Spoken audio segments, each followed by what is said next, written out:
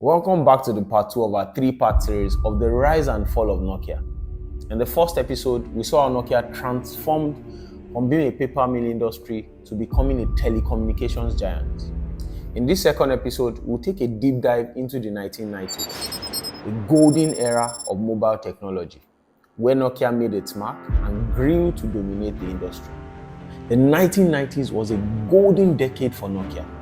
Nokia's unique ability to blend both functionality and durability made them a household name that everyone just loved, making it possible for the general population to keep in contact with each other for the very first time. But then there's a clear difference between now and then, because as at then there was no selfie obsession, no Instagram, no Facebook, and you didn't even have to charge your phone that often.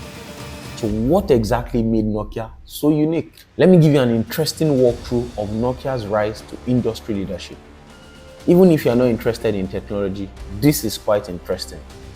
Just think of Nokia as a company charting new territories and paving the way in an infant industry that would eventually become the world's largest. The first major innovation came in 1992 with the Nokia 1011. This was the world's first mass-produced GSM phone, working with 2G, replacing the old analog 1G systems.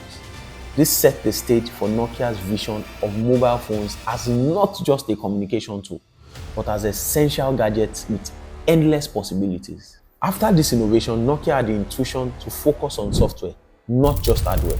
And this was what truly set them apart. They saw that they could push the concept of an all-encompassing phone that was more than just a receiver and a transmitter. They knew that the future of the mobile phone was definitely in the software. In 1994, they released the Nokia 2110. This was a game changer for Nokia. It was compact and a big deal because as at then, mobile phones were still pretty huge and bulky. This had address books, missed call notification, and it was the very first phone to feature the now iconic Nokia ringtone, which was composed about 100 years ago, by the way.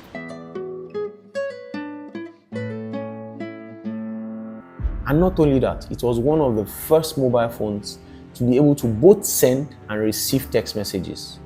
It went on to become one of the best-selling phones of all time.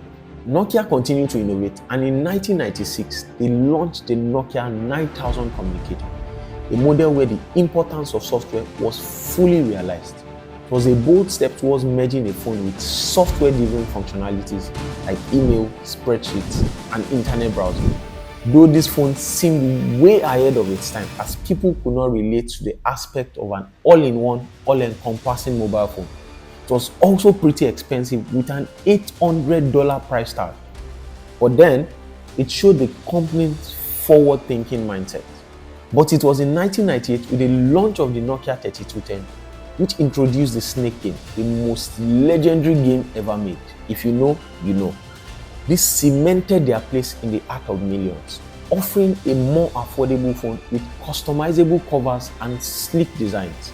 This was a phone that was made for the masses, and Nokia was unstoppable.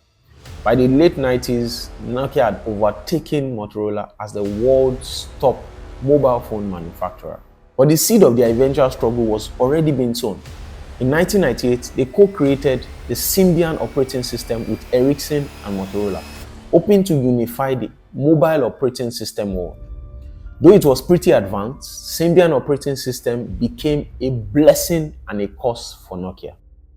However, in 2003, Nokia started experimenting with unconventional designs. And as it turns out, experimentation and winning streaks don't go together. Hence, Nokia's first major mistake occurred in 2003. Games in general was pretty hot as at 2003. The PS2 and the Xbox were just reaching their prime time, and the Game Boy had just blown open the market the previous year. Nokia wanted in, so they launched the infamous Engage, a hybrid game console and a phone. Unfortunately, it wasn't well received by the people, and just by looking at this picture of it, you could also spot a few problems. It generally would have been really clumsy to use, either as a gaming device or as a mobile phone, and this just didn't cut it.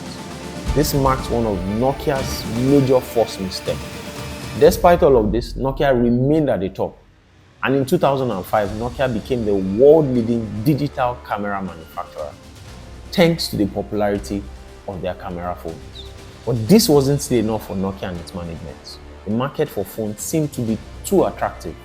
And because of this, Nokia's financial officer Oli took over from the management mindset of Mr. Olila in 2006. The new management merged Nokia's smartphone and basic phone operations. Now it was all about the bottom line. Instead of leaving basic phone behind and moving ahead, they focused on traditional phones. Nokia went backwards. Frankly, this change of management marked the beginning of an end for Nokia's amazing run. But as we'll see in the next episode, the cracks were clearly beginning to show. Nokia was battling with internal challenges, setting the stage for the competition to catch up.